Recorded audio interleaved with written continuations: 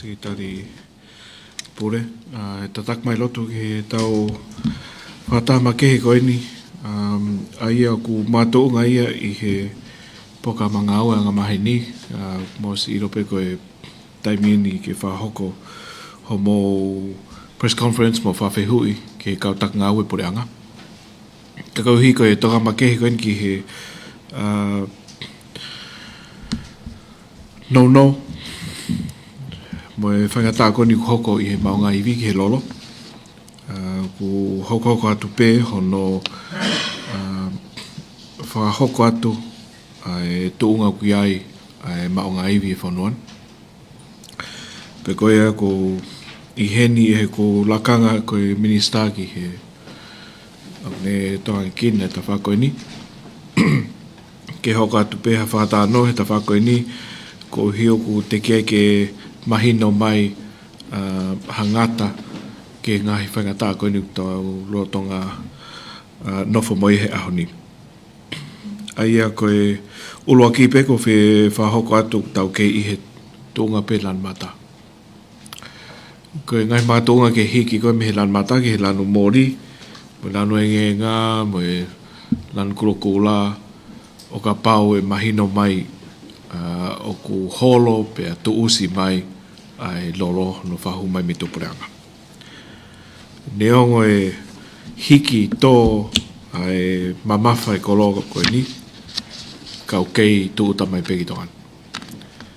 Pene pehe ko lava heni o whapapau I atu, o ku iai waka o ku nai tuuta mai a neafi, pēo ku toe waka ke tūta mai ahu anō sune, pēo moi waka e tūta ki wawao he ahu tō noa sune, pēo ko tau lawa ni whapapau I waka ke ahu luaki o siulai, me ahu tātolo o siulai. Pēo makatunga I he I ono whapapau I lahi ai u waka kouku amana ke tūta mai, o ku iai petokanga, ko hiu ki I holo hifo. Me lahi u waka koe na tau lava whapapau I kohiri. Kai kehe ku siofi whaka ahoi mea koe ni. Ko tui pe o ka toi iaha li riu lahi. Te mātok whahoko atu ia he wika hau. Koe tūnga koki ai koe ni mau inga ko loa koe ni koe lolo. O kei hoko atu pe ene hiki tō, o hiki. Pea neongo I kei lahi mahu inga I koloko ni tongan kau mawhatonga I kei lahi peo no whakatau. Ko supply na nau toki whamala ala atu. Kono whia mau pe koe demand o kei stable pe. Pe koe tōnga ko kei whamaman lahi mahu mo whanongo pehe ngahi media me ngai whamata me tupureanga. Pehe Palestinio Amerika, Trump, o ku wofi ke taumohane area pau. Pea mo pureanga ko Iran. Ka ku declare Iran ko tāpune Strait of Hormuz. Ai ku ilonga pea me he ongo ko he pompongini ku kei hoko atu pe ai tau koe ni pēr mai tai mahino ka hau o mātou ngai ai tau hoha ma kehe ki ai he tamini. Koe mātou ngai hiki koe ni ai lolo nei toki mahino me he ahoni ai ongo me he mawhai ki he uhila ai hiki totong uhila ai ke pese te 1.5 o kamata me sune hiri whaki ni he hiki koe na e whahoko ki mua pea neongo koe ngā hiki koe na e whahoko ki he totongi uhila o ku fua kakato pepure anga I he subsidy koe te hiki koe pese te 1.5 ku mau te siofi ke whahatokanga ma kepure anga ki ai me ta whaki koe subsidy. Ko whie whahat peki mo mea koe tunga ko ki ai koe ai substitute te ke ha I he mo o hila. Neongo na mawha am ke kamata he kamata anga mahina. Ka koe uhinga te ke asa mo uhila he u kei whakakato a rea pau I he wā ai kauta uhila pa me wharepanga.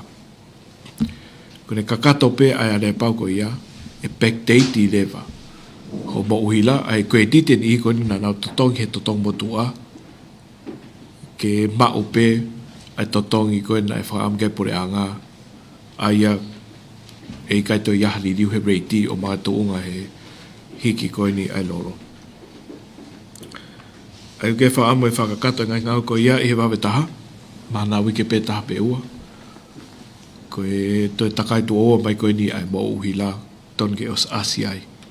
Ai crediti, pe time dai ton ke kamatai ai subsidy, pe pehewa ke price for all. Pa koe ni uku matonga hiki koe ni ko toi hirifaki mai e pese te ua poin valu. Te matoi sio pe na whemau ke toi wharelei a rea pau. I he wā koe toka pau apa moe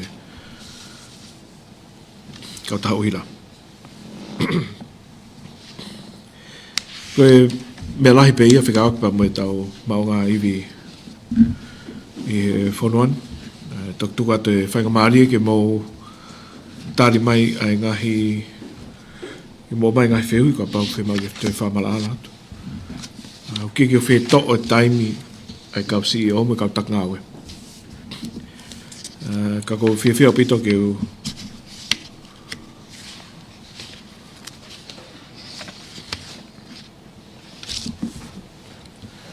wahatu koe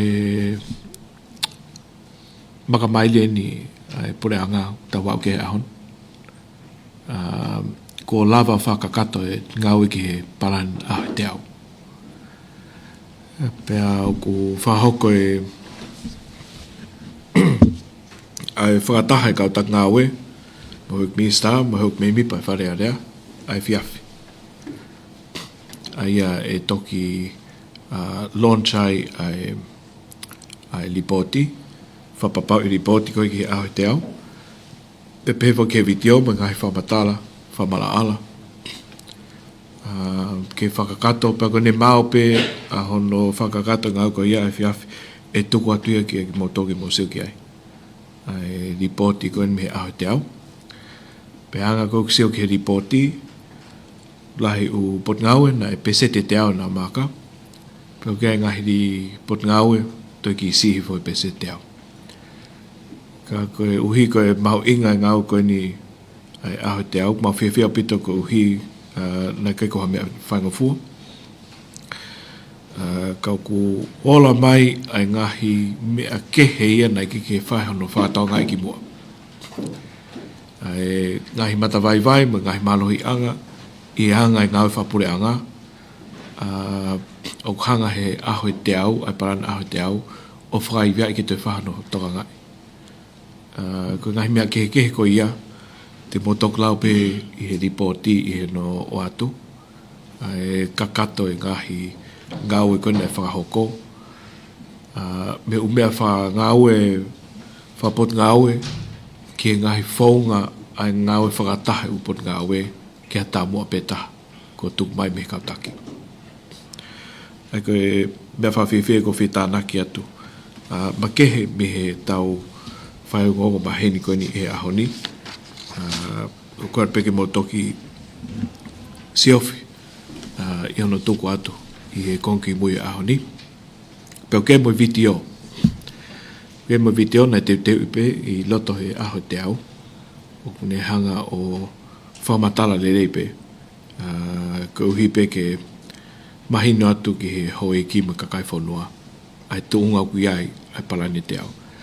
Peo ke whakaukau ke hoko atu. Ke mawhuri me aho te au o whamahina ono.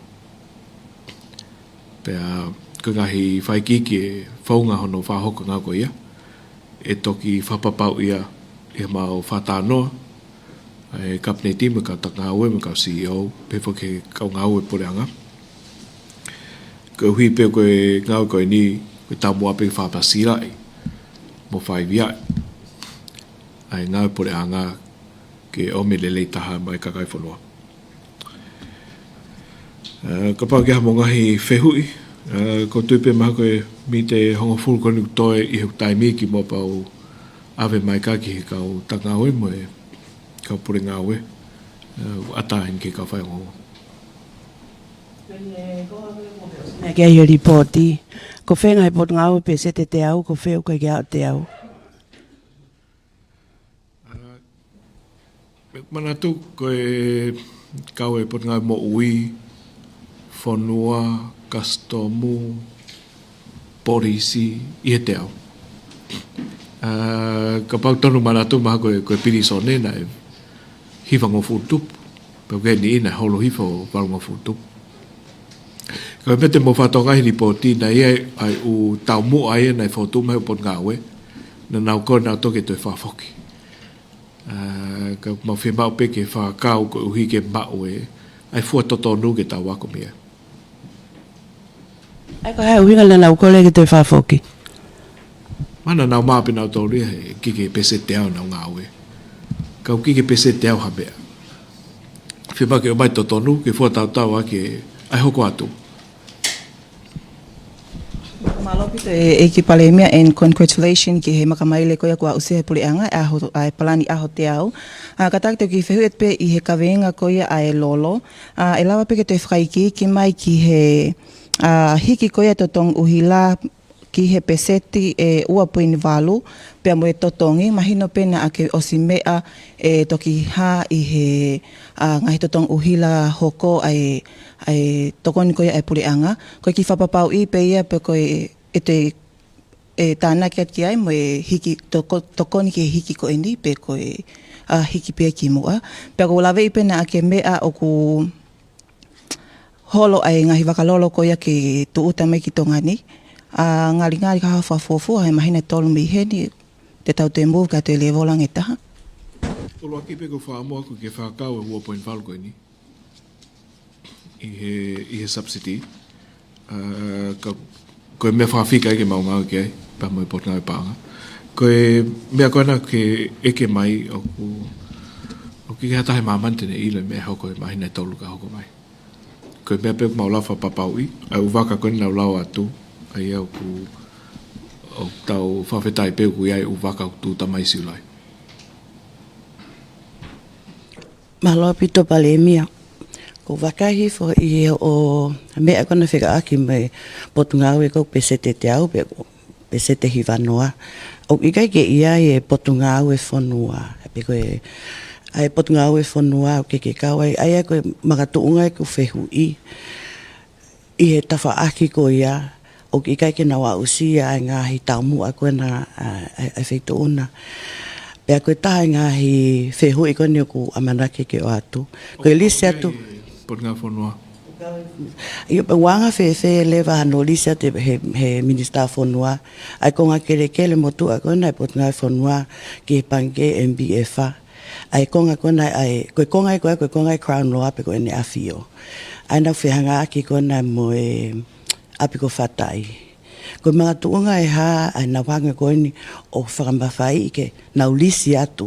Ai konga koe, he ulawe ai strong room koe nai potunga wepe, ko loki kok tau he ngai le ko te kele. O kaui ai, kau keke kaui e mea koe ni. Koe kuhinga ku wakai a kui au kike he ni minister whanua pe koe CEO, nau amanak peta na hen, ke mai tali. Ka koe mga tuunga whehu i ke he ngahi, poin ko he ngai palani te au kona ako e ku pe heu kau ke pot ngai fonua au lahi au pito ngahi whehalaki tai whakalao ai pot ngai fonua ko whatata ene na ulisi ko nge MBF-a. Kata koe hao whehui? Koe hao mea le vai whai ki ai. Ki he ngau e hala ko ia ai potu ngau e. Ko hai ni pehu ngau e hala? O na ulisi atu e ko ngai tu i ke MBF-a. Sapi ke toko atahatari me he pot ngau e. Koe mea ko tau whaam ki ai ke ngau e whakalao ai tau pot ngau me tau kau ngau whapureanga. Ka pau ki aha ngahi mea whakalao whatontonu ke whetu ke whatontonu ai. Ka ko tui pe mahalo tau ki aha whainga maari ke whai ke eke hanga tonu pe ki he tak ngau e pa mo ek minister whanua. Ai ko mea te awia koe hale waha o ngau e a koe le whai. O ka pau ki ai hala whima ki whatonton, koe ngāwe ki whatonton. Ka tegi ki usio au ku iaha whehalaki ngai mea koe nau ki tukwaki. Ka tuk mai pe ki tuk whahasio ki ai, ka toi sai angi hau awe hanga ton pe hawhi ka nā ton.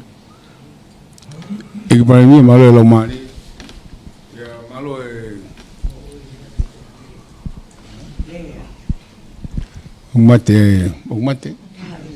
Ok. Koe, wai fifi alahi pitu me kakai whonua he makamaire gani ku foto e whituna. Pea moe kapineti, pea moe kau CEO, moe pureanga. E aha koe ne te au. Umahino e ne malawalawa, pea ku ia e fifi alahi e kakai whonua.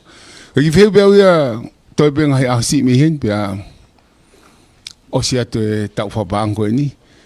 Koe ki wheu pepe koe osi koni ahe te au, koe whiha nau toenga he, toenga patseti. Raha mau whakapofua hofi ki ai. I toenga mai koe mi he tau whapanga wano, wanima wano wano. Koe ki wheu i pe hia whamemore. Marola, ka tuku wheu koe ia e lawe tari atu e te wita. Maroa pito ai mao e whehu i koe ni, ko tui koe tu at peki whakamatala no pe taimini he whika koe na mau whotu. Ko tui pe e kehe pe ai whika koe te piri koe no ko ngawe aki. Pa moha te piri te ke moha whika kehe o ke mao. Ka koe whakafufua koe na e estimate koe ke tau whakapaanga koe ni na e whakafufua e whakamore ai panga e palungia fituhiva. Pea koe whakafufua fo koe ni ko tau a manake ke au kia he whakao singa o e tau koe ni koe palungia o ngofuru. Me poe ne fitu miliona. Maro pito. Pakapare o ka ki toenga koe ia ka pau koe toenga koe ni me he tau repa me miliono hiva miliona.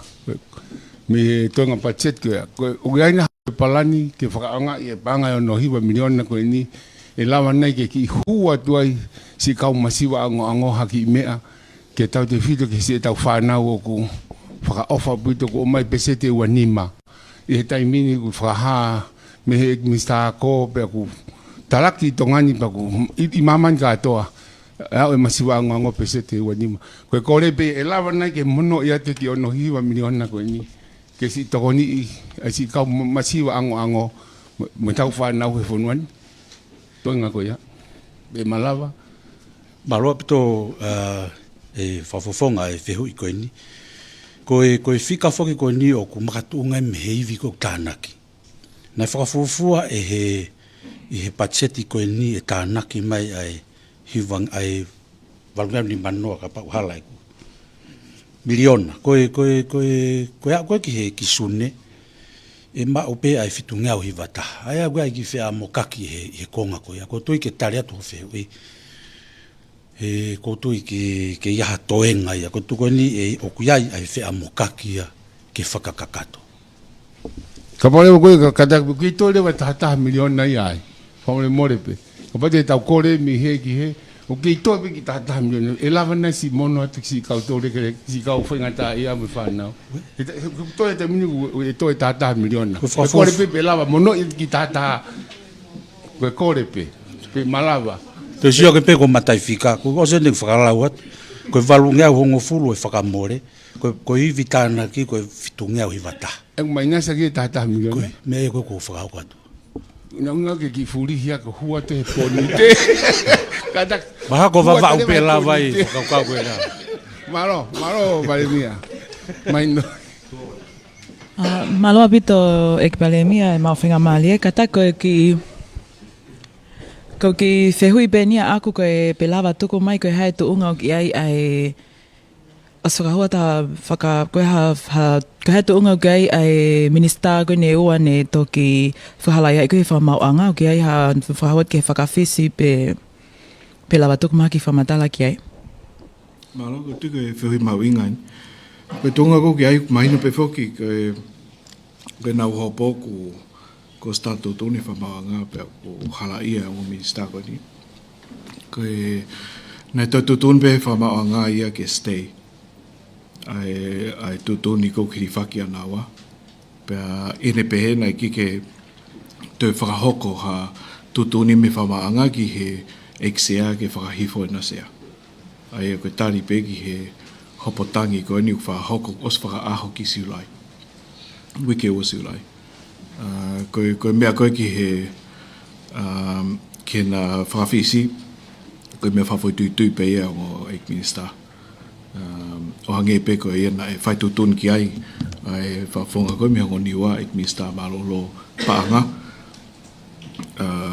taktaha whahoko pene tutun ki anau tau ka koe tuu whakalao he taimini na kei me mipape ka o lewa ko mahino tutuni whamauanga tangi o whatatau ki he tutun koe i he Supreme Court neonga na hara ia ka to stay pe he whamauanga tutun koe ia pe whainga maari e lewa ena kei hoko pe koe me mipa whanea rea ka toho pe tō tōna tō.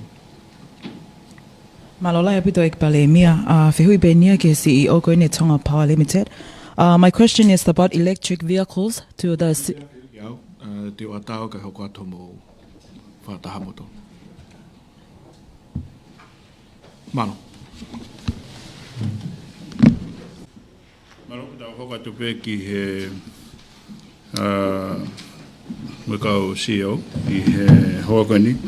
Ngai pego ko swa tu ko skakato fo ke ngawe ke a hotel ai o fai noi ma ke he I he AFF ko ma hen me ko se o tu ka to go ma mo ngai feo I a hotel ko na no fa ka to ngawe ke te ma hen be ke na o fa hoko atu ai ngawe ko ia plan ngawe ko ngai fo tau hangana ka ti tau fa pa fo ne ngo ko patseti o ku ke I fale ale ai he ke ago me falao no fa ta no ke ai ke ba tu ko ha matai fika ko lo tonga ale fa le ka te na ki to ngala he tu pe nga he plan nga u ko yo amana ki he hoko to ke ai I ta fo ale pe na sa te premier ai le me ha te au ki he mahina ono ai le me silai ki te sema tauni ngahi whawhatungia ka ku whate whito ngai programa ngai plan ngā aue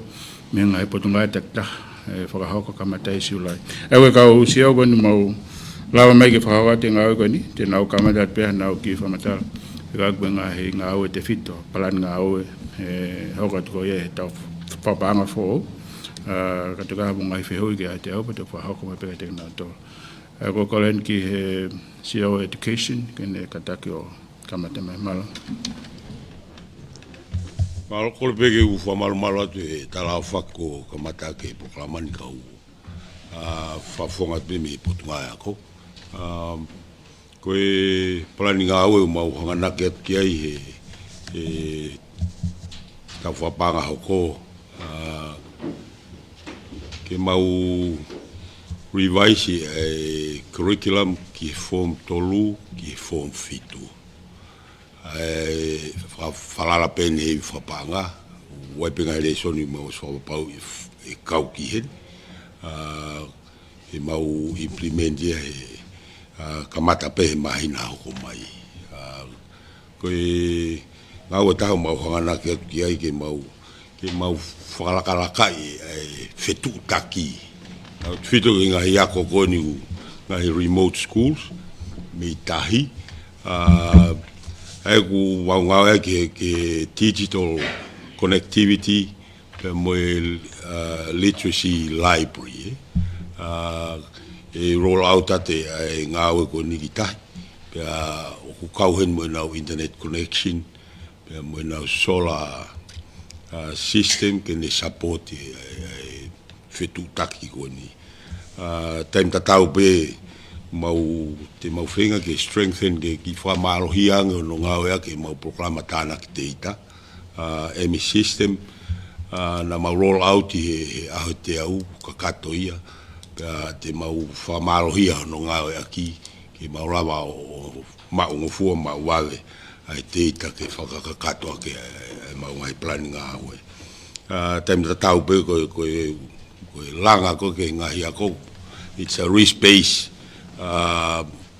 maintenance ngahi ako anga ina fai pe ngawe ga ki mua pe o se identify prioritize pe whakahoko ngahi ako koe whai ngai ngawe hoko atu e mau face ko ia ke whakakakato i whungai konga koe ki ngahi ako toe mai ki ai ke whakakakato mo ia kamatatu mo i ngā ui ki ai e ratu uri. Taim da tau pe mau whinga ke te mau kamata no develop mau implementation plan ki he framework for all ai pot ngā ue na e launch e kongi mui tau kōsi ke ngā ue ake ngai system yako ko toi tongani. Ai koe maha koe ngahi ngā ue lalahi pete wala lawe ke taimini. Malo. Hello, CEO Education. Tau hawa te pe ki he CEO Health. Toeta, malo. Malo, Secretary Pur, kore pe ki ufanga e talawhata pu, ka atu pe ki update me o mo pon ngai mo wi. Malo ko ngā ue lalahi pete ulawe ki ai, nei kamata pe ono whanonga ia mai i palani a te au. Pea hiri foi wa taimi ko ia hoko pe ki ai ngā ue pon ngā ue.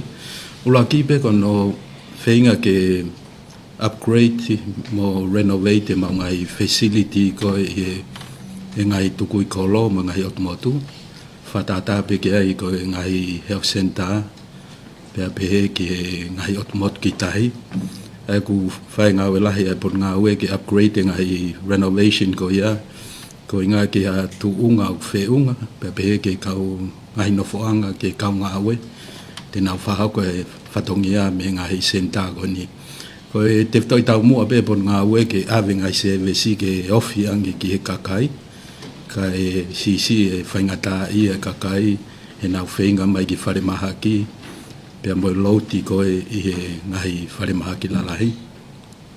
O kau pe ngā ue koe ni, whatata ki ai e hoko te whatongia koe ni ki he ono te ulanga fo ue whare maha kua wau. Aia i e wika au i heni ai ai timi o si pata te nau whai ono design i ai whare maha ki ai te nau mai o whakakato ngahi ngā ue mo e tata noa pe mo pon ngā ue ka umaha ngai kup whikau aki ke whai ana o whare i ki he design o wheunga koe ke whare maha ki koe i wawau.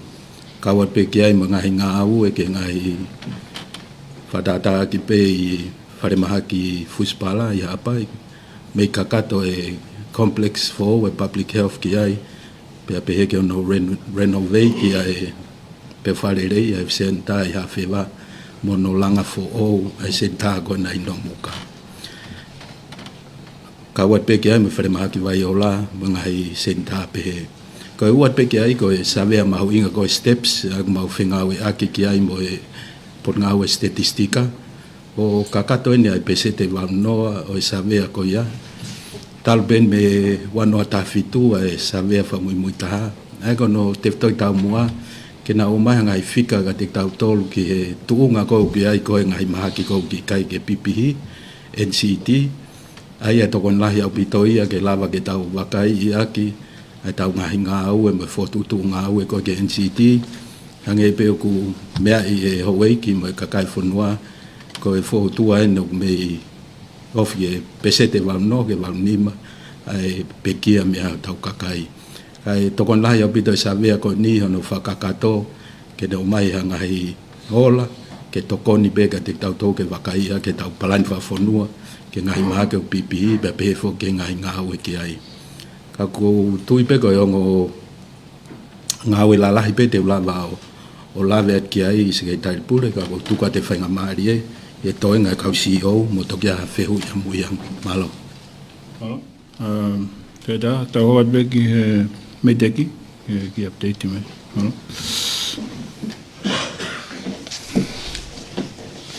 Whamatu, se nei pure. Hamalo i kau. Whainga o. Ula mai whatani. Koe konga pe, koe ngā ue, o plani he pot ngā ue, ke hoa te tau whapanga fōu. Wano ke wano wa fitu. Ai koe ngā ue ula ki pe, ke hoa no whakalelei i mo whalakalaka e ngahi whatongia whakamatala ea. Ko te pe kumbu mea pe ke tunga ua whamatala ea dai miu, alu ke tonu ange, Pea ku hoko atu no whenga ke whalere ipe, mo hoko atu no tofu whakalakai, ngai whatungia whakamata ia. Ko i ua ape, ko no hoko atu no toka ngai kina ngahi, mā ngai whakafo au, ke tuitori ki he mausia tamua ngā au e pureanga, ki he wana tōnima, ke mā ngai whakafo au, pese te whitunga furu. Pea koe tolu pe ki ai, kono hoko atu no toka ngai kina ngai project, no matua kina ngai whitiri wake ai ea, ko tipe ku laipe ngai project ki ai, ki ono whakaikiki, ka koe whakaluku fua ia ngai tamua ngā au, ai poto ngai me teki, ki hoko atu i he tau whapanga wano wa fitu. Malo pito sekera pure, ko mai kau whangau. Tau hoko atu peke poto ngā e panga, si dali leo, si au leo, Sean, malo. Malo pito sekretari puri pe kokori pe mua ki whakamarumaru ngai whakatapu o sana whaki kauto eki hoko atu pe ai konga ngā ue koeni ai potu ngā ue paa ngā ko te teu ki ta whapanga hoko ko tui mo mea i kotoa pe ku lotonga tālanga i ai pacheti ai pureanga ki ta ufo o pe a koe mea whika oloaki ai e whatongia o e potu ngā ue paa ngā ko hono whakahoko e pacheti koeni ai a kono whakaikiki kei ke ulawa o tānoa ki ai he o kulotonga i he wharearea, whai hono tālanga. Pea i taim da tau ku hoko atai pe me ngahi ngā ue ki hono whakalelei, pe mono whakalakalakai o e lao koe koe une toka ngai. Ai ngahi ngā ue whakapaanga koe ai pureanga. O ti koe konga mahu inga tahai a koe koe o ku whaikai e tokanga koe hi koe mauluta, whaekonomika, whakaluku fua e whonua. Ko pau ki tau ke whaihano tokanga i kina ngā ue. Ko tu koe ki mea pia ko whitana ke malo. Alo, tawat be ki he patunga e mia. Oma.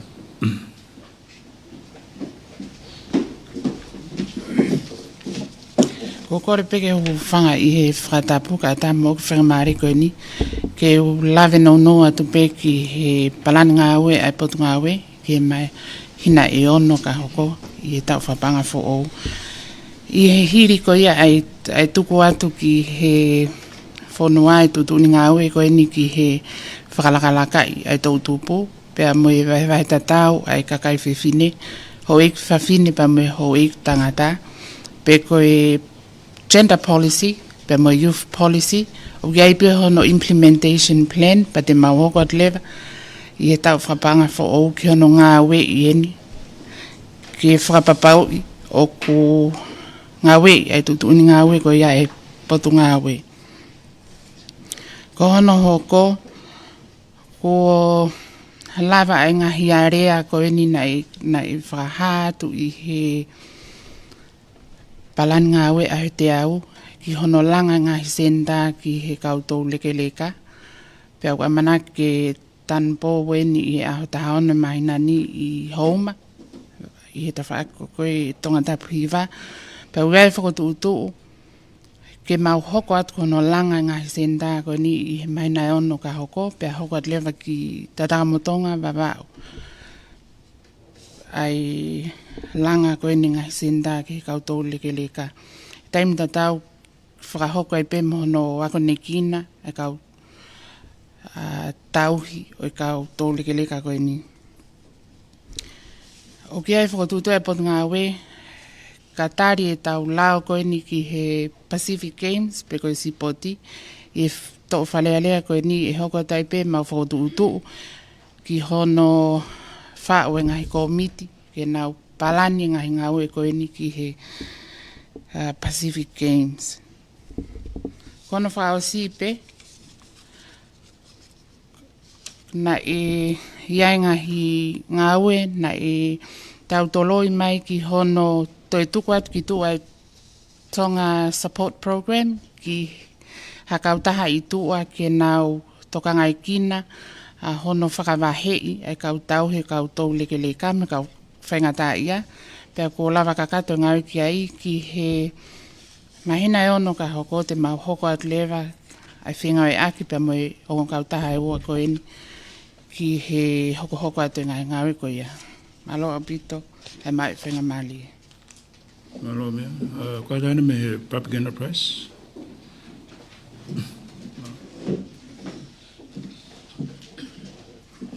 Malosea, pakokole ke ufamalmalwa te whatapu ni kamata ke polokalama ho atani.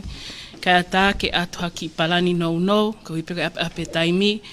Ai palani ngawe koe pot ngawe ke ta ufapaanga wa ono wa fitu. Te ulawe pe ke konga lalahi e tolu, ai fotutu oku palani kia ai pot ngawe, ai koe whikauraki, kono whaivia ko ia ai lao ok ni malmalu koe pot ngawe, pe koe Public Enterprises Act ko hipe, ke whakakau ki ai te whtoi whatongia ai potu ngawe, koe whamuin koe whalelei whamui nei whahoko ke lao koe oi potu ngawe, koe ta ua noa ua taha. Pako lao ko ia, oku te kiai ke ka setei, ka koe whalelei whamui ta au koe taimi, o pehea he potu ngawe, ke tahau pe ke toe whaiha siofi mo whalelei ai potu ai lao koe uni malu i ai potu ngawe. Koe whikaua, koe whaivia, ai kau ngawe, kai pēwhoki ki tau te whito eni ki he kau ngawe ko ia ai ngai business e ka puleanga.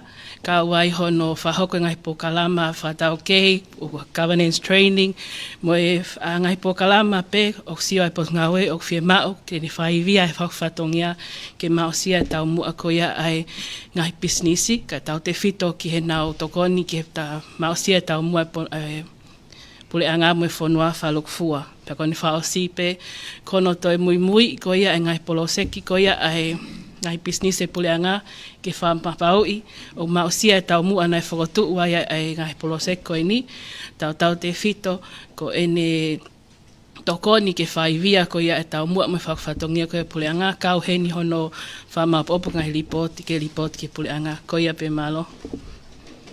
Marawa te ki Public Enterprise, o te hapuna o na update.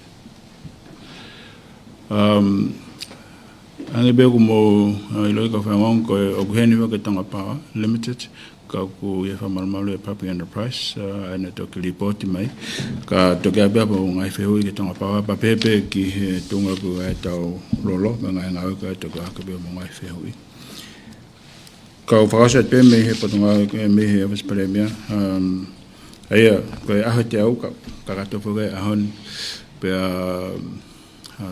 ku manda pe me frapanga ka gato porque a dia tapu ne frapanga de processing da bausia eu ka gato da pe até o me na go fa me frapanga e go ta panga fo ho de ke mai na ono kana mo si hiro pe ko foi dele me go até o ne ka mata pok me a ho ko ya sanwali o me ko ki suneni au me mai na ono au li me au li ko mai na ono ka lava ngai potunga o te mu yo fiang ngai ka venga ko ni ngau te na whahoko e tau whapanga fōu.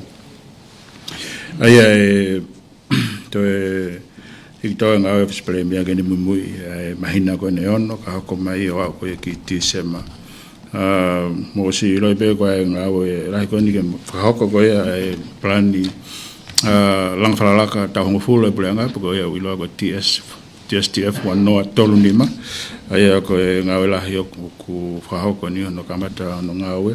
Pea koe palani koe ni o koe hono ki mea fuafo o mo silo ko tau pe ui koe mela. Aia koe monitoring, evaluation, learning, action, pa pepeke reporting. Wai komiti te nao whahoko ngawe koe ni me he kau ngahi potu ngawe pe te nao monitor ngawe koe ne palani ke whapapau.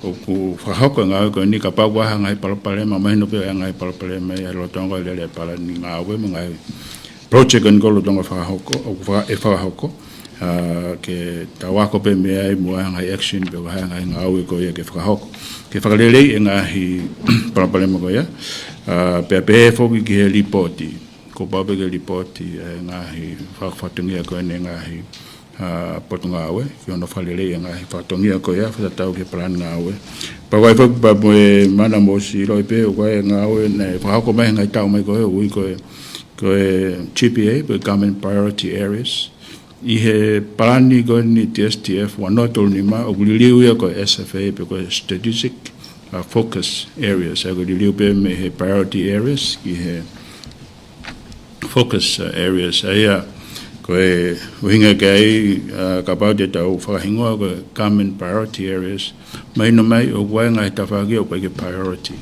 pa koe mea upuri hei ke strategic mai no pe o whakatamua ngai ngā ue ngai kawenga ke lele katoa pe ngai whatongia ko ni me he puleanga whatatau pe ki ngai plan ngā oe takta pa me ngai potu ngā oe mani ko na mudok whanongo me ke lahi poku ko mahina ono whabumbu ko tau calendar pe ko lele ko me siu lai ki se maulaha pita ngai whataha whamaman lahi whata o whahau ko i he whemahena ono ko ni kawai forum ai o whahau ko ki ki Palau September o tau ni kawai mo whakataha ko e ngai puleanga whatataha ko UN General Assembly o whahau mo pe September mo ngai whataha ko e ki he whiriruaki ko e o ea o whahau ko mo i he kongi mo e tau ni whataha pe ngai whataha whamaman lahi o tuke ngai potunga aue o wabe mo ngai whataha ke nau lalahi na tolu whahau ko e pe mahina ko ne ono tau hokot ke ai e whakakate ngai pa koe ngai report mauinga mga tutun mauinga hao me ngai whataha ko ni ui ke hokot ke whatongia e pureanga ka wai report i wai ke whakahu i Siulai ko e voluntary national review ko e report na tongani kono whakahoko pe kono implement ko o SDG pe ko Sustainable Development Goals ko pureanga whatataha whahako i Siulai ko sifai ngau ki ai ke whahako ngahi report ko ni ke maua tu ki ai tu ke pe hoko tu ko ngai ngau ki he lolo me ko nu hoko ki he tau energy crisis ko ke tau lo pe ngata fe ka mui pe hoko te whatongia ko ia pe ku hen pe mo tonga pawa to kon la ha te ngai whatongia ko ia alo ko ngai update pe ia me tek matolo he taimini ko ko le tu ke tu ma mo ngai fe ui mai pe ko madoren pe ko ai CEO de mo ga fe ui malo ta pe me fe dona Sekretari pule kabineti pe ko CEO aki fe ui pe aku ke CEO ko ngai business puleanga be ko moni ko si totongi osi ko toa ngahi panga na eke ni na tuku kina to kautare kita turi kina to ta falao ka muse to le tu be ko moni ko skakato no totong kina tolu e ta fa pango ni pe ko ua pe ia o ke hoko tu pe ko moni ke hoko tu pe hono wahe i to ta ko na CEO he ngahi poten ko ngan poten maloka puna ke mon ke hokot pe hono totongi no pe na api ke wahe pe ko ki pe ui pe ko me mole ke FEI e toate te ukamata pe FEI Whikauraki ai ko e katak pe ko e tali ke FEI Whikauraki ke ulava o fa aurili ke ko hipe ko e ai ngahi mea o ku confidential ke ulava tuka ka e lava pe ke fetu tak mai ki office he time ko e foki mai CEO fa mo mole ko au ko le ole o pe taimin e ata pe pot ngawe ke fa awi ka ofie ma ka tak pe fa hokang pe ki office he ku ke ulava ke tuka fa awi ki ma tonga pe e confidentiality o e natula o e issue ko ke raise ki feu te furi he feu ko mon ko stotong hani ihi kai katoa mini ko na tu na to ki tu ta fa lao fa mo mole pe ko kulau ko issue ko ke raise kai ke hak ma ke te to klava ko fe tu takan ki office ke mai hatari ko fe hu ikataki ko e fehui ko e whekak mai wahe ko ia e CEO Malolo ko i he tonga airport ko tari kai i ka hange pe ko ia na mea i he kakai whonua lau ilo ke kakai whonua ko e lakanga ko e CEO e tonga airport na o stu waki pa ku nei ke whai ngā ue ki ai ke whakakato ko e due process ki he whahoko ko ia ai recruitment ki lakanga ata ai ko mon pe ko smart mo CEO ki ai ke tonga airport e taimini to be ke announcement no hingo ko mon be hange pe ko fa talanoa o ke fa hoko ngawe ko ke recruitment o te ke kakato ngawe ko ia e to atema malo kai hoko tu Paula kai hawa te pe fehu ia koe ni. My question is about EV, electric vehicles, to the Tonga Power Limited CEO. Following recent fuel supply challenges and the government's decision to make EVs tax-free to help reduce Tonga's reliance on imported fuel. What is Tonga Power Limited's view on this policy, and is the country's electricity network prepared to support this? Hello. In terms of thinking about electric vehicles, we think that there's a place for them. It's unlikely that there'll be a rapid uptake of small passenger vehicles. The most likely scenario is that government departments or the like would have a fleet. The reason for that is they're still very, very expensive for the average consumer. The range that the modern vehicles have is sufficient to be able to charge them at home because we don't have to travel too far in Tonga, but it probably makes sense to have some charges in town. That's probably the most likely place for them. And obviously we're thinking about that and how we dovetail that in with the increase in electric vehicles. The charging infrastructure you need for them, if you're going to have a fast charger, is large capacity, so they need some work done to the network to incorporate them. We think it makes more sense probably if we're starting to think about public transport and buses, and then you need some specialised work. That's a much bigger job to integrate that into the network. We've only just started scratching the surface on how that would work and where it would be. Thank you, Mr. CEO. Kai hawa tai peme whehui koe ni ki he CEO ko ia ai ako. Ka take pe oko koe ki whehui e nia whekau aki nei e ngahi whemea aki i he whalealea i he ngahi aho ko tau situa mea i pene ngahi concerns ne o hake me kau whafofonga whekau aki pea mo ta whaaki ko ia e ngā ue ai potu ngā ue ki ono whakaivia o ngahi ako. Mahino pe kulava koe i ngahi ngā ue kulava paku e ngai ta whaaki o te keke whai au kia ika i he hoha koe ni o hake pa me kau whafofonga o ku mahino mai o ku ke si I whau hono toka ngai kina hono whalelei o ngahi apia koe ni ihi o ngahi wāhenga o kawai ai ngahi whale whakawhia mali o hangi koe whatapu pea koe taha o e kaweinga maho inga ne o hake ko inga koe taha pene kaweinga ne lava ke whano tala noa me ngai pule anga ki mua ai se niti ko ia panga taha miliona ne wahe I ko ia whekau aki pa mea tokoni koe ni ke he whanau ako. Ko e whehui pe ia e CEO koe haho o wakai ko inga koe ngahi concerns koe ni ko tuku hake me kau whafofonga pea mono talanga I koe ni o e patseti wafi waono wafi wafitu. O kui ai hawa kai ke whai ahono toi review o e fo I seniti makehe koe ni ku wahe I ke he mau mea tokoni na lava o tokoni ke ngai toi tawhaaki whe mau vivili angi ai e ngahi ako. Lawa petu maki whama ala I CEO malo.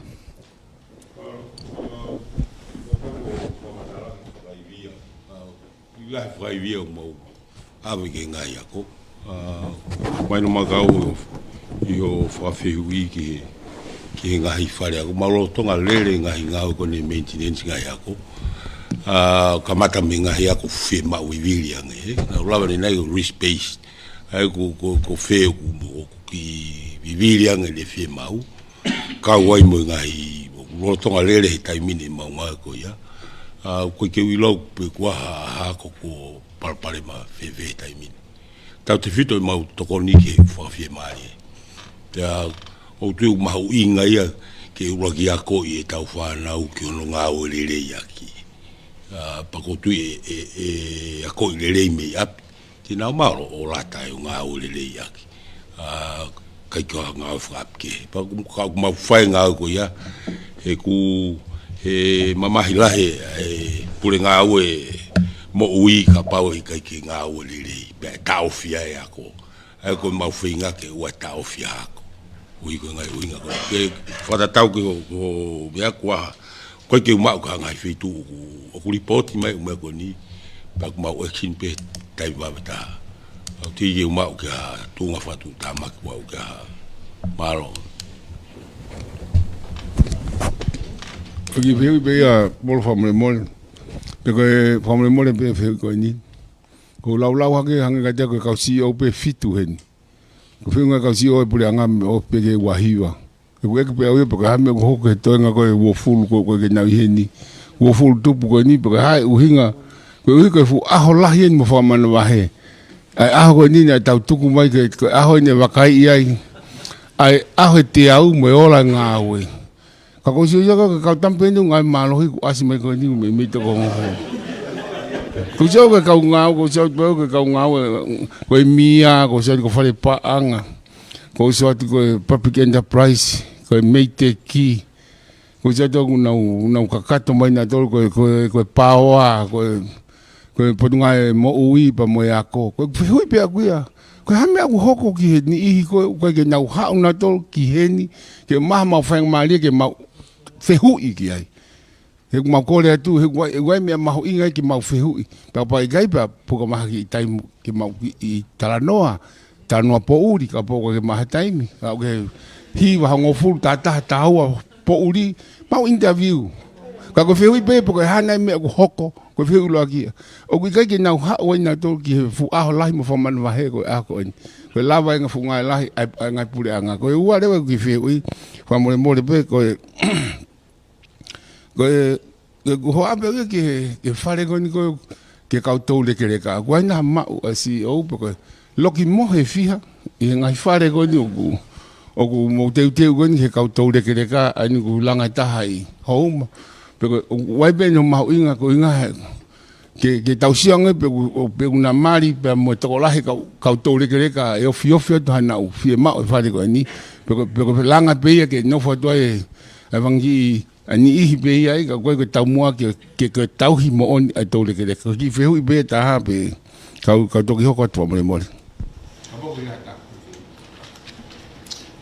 Malo kaura ki tarat pe kana ki he kau CEO mona bida be ai ko tau programa fo ki ai ko kau CEO he ke o mahina whakasinga mahina ko he minister ka ko ai be kau CEO no po ki mai whakate na ngawe hange be ona la bet ke ani nai o whakaasi ko ya ni ta pun whalipanga e nga he bausia ko ni ko ke totongi atu pa mahunga kana tolu ke na whakate ngawe ko ya ui ko e kau na tolo ko supplier ke whemau e no totongi he ahon ka ko e wike ua ko e siulai te u whauka e ke nau katoa hen ke tare ngai whehui kono i ngā pe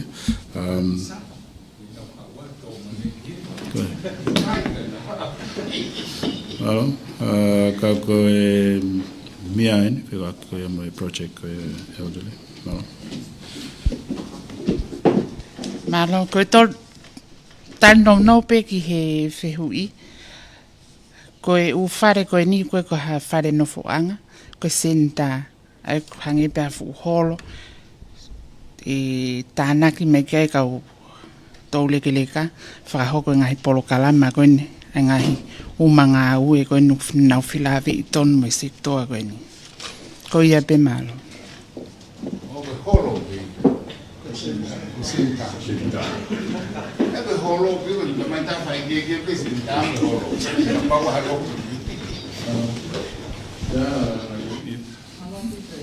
tal pule mafuna ki fehui ko ki fehui pe ua ko muy at pen fehui kon ko ne fra ko ki CEO kon ko ai potunga we ako la ve pe ko ka venga ko ni na ka venga la no talanga i ko i feme aki ko i fale alea i aneafi ai ngai fale fa fi mali ko i ngahi ako anga pe ko tui ko la ve pe mahalo ko ngahi ako anga ni e tolu e ku fetutaki atu mo ilo pau ai fima ke fai hanga fa va ki ai ko hi ko tu ni potunga mo ui ko tu unga ko ia ngai fale fa fi mali ko ni ko ki fi ilo pe ia ko la ve pe ngai lipoti ko fa fofonga ko ha ke ko i fale alea o ki ai nai hanga ue ai potunga we ko e la ve pe ko oslo tonga lele ai ngahi poloseki ko langa ai ngahi apiako ka koe uhi koe ngahi kole tokon whawawave. O gai naha paanga makehe mi he potunga we o ku o atu pehe taim ko ia i he hiri koe tuk mai tutun mi potunga i mo uhi ko uhi koe tunga ngahi whale ko indi. Ko uhi koe la wafe la ungeawe ngahi whana wako piok pelepele ngesi au pito ko uhi koe tunga haisini ko ia whana wako ngawe whaka aho e elia ko ini. Ko e whika wape ko e ki whihui pe ki he whafofonga si ole ole ko MPE ko kola pe se te tolu ko ko ai pule anga I tau whapanga ko e ni ane te whakalahi ko ki whea ilo pe o ku kau mo ngahi business e pule anga pe wikai ki nau kau nato. Ki kaumata mol pe ko ni fa ko fuake ke alu ki api ako ko fa hua pe ka ko fale fa fi mari ngari me pe ko tala no ka mawinga o ko pe mau ki vote ke maintenance pa mau no fo si ofia ngai me fu fi mau wili nga ku lau ka ni nai na mau si ko tonga tapuni na mau o si ave pe ofisa alo takai pe ha monelisi ko ia ko fe fu fe mau pe mau ngau ya toi ka pa pe mai ta ofi mau action pe va beta ka pa o ga silini e ta fe mai fe tu me ngai vote ke fe ngai ke mai no ngau e va beta ai ko tu ku ngau mau wai be mau por kalama mau fe ngai fo kata ba mo ngai mo wi ko health promotion school ui pe ko apia ko mala ai ko ai kau ngai me ko ni ono toka ngai kina atakai ko loki ako mo ngai ngau ko ai ko po ai kina ngau fata pe mo community ko no te ia pe ko kau ai mo fare ko ni ono finga ke lata ke fa na pa ko mau ngau va ve pitu ke ka pau ko ba me peni ka pau ki to ateni fa me pe pa ke fa ko mai ke mau ngau ke malo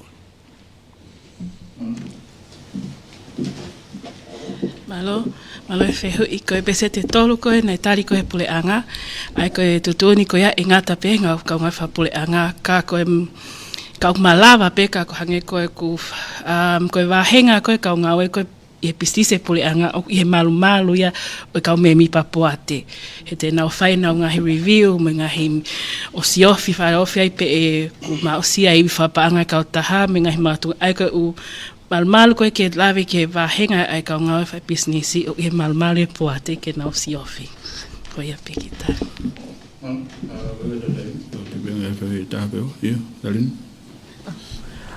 Malo pito kata ko ki whehu ipe ki he CEO e pot ngai mo ui. Ko e ngahi wike ko mariwa tu na e saini ai e he pot ngā ue pe mo e GX Foundation a MOU. Te ke lava nai o wha maala ala mai e ngā harea paugana saini ko ia. Pa ko tui whapapau o gai e tokoni, ko hai ngahi tokoni ko ia, pa ko wherewa e kakai o prioritize ke tokoni ko ia kataki. Ia, malo pito e wheui, ko tuina ka GX Foundation ko e uhinga ko e whingawe aki muna tolu ko e ola ia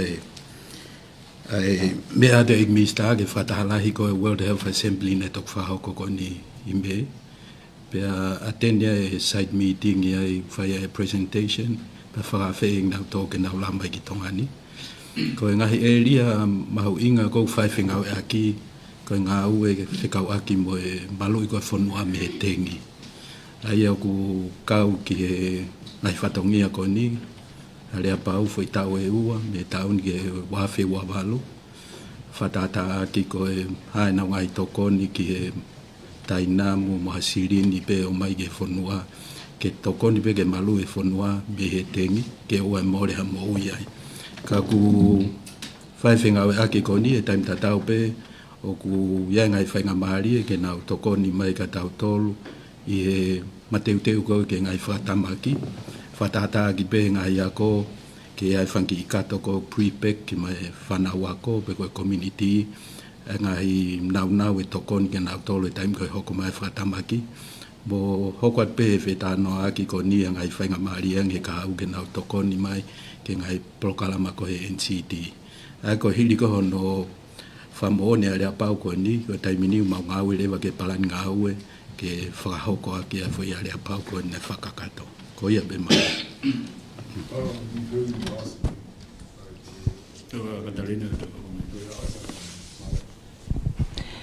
Ko ia ki ka ku hokat pe toki tā rinolo. Whilawe I pe mo e senta tāle sisi. Ko ngā nea slahi whake ngā ue ne whahoko kia ia o ke ngahi whalau ki tō preanga. Pena I kau ia ho mō whaututu ko ia koe I loto ia ahoi te au. Pa koe hae ngā ue kōku whaike I he taimini. Malo pito Katarina Feui. Ma koe ku ki lawe pe koe ki ai koe tunga ko ki ai ngā ue. Nē palani ke moi tau mua ki laine o a kosi nai ke lava rere ai dialysis center ko si kamata be mau whengawe aki mo e whepotano aki mo ni he kau tauke e malai ko ia ki no tokonia ke whaivia ke lava rere center I he lolotonga ni ko kakato ni mau ave ki fisi e kau nese tokonima ai ko si whailonga I beg nau tauria te nau ngawe center pena ave nau tau nau attach ke dialysis center I fisi ko e oange pe whainga maari ke nau mawa ngahi tauke first hand experience e anga no whalere ko e ai senta ko ke dialysis o ki ai mo toke tā ko mau ape me tongani ai ko mau whapapau ke ngā ue e ria ko ni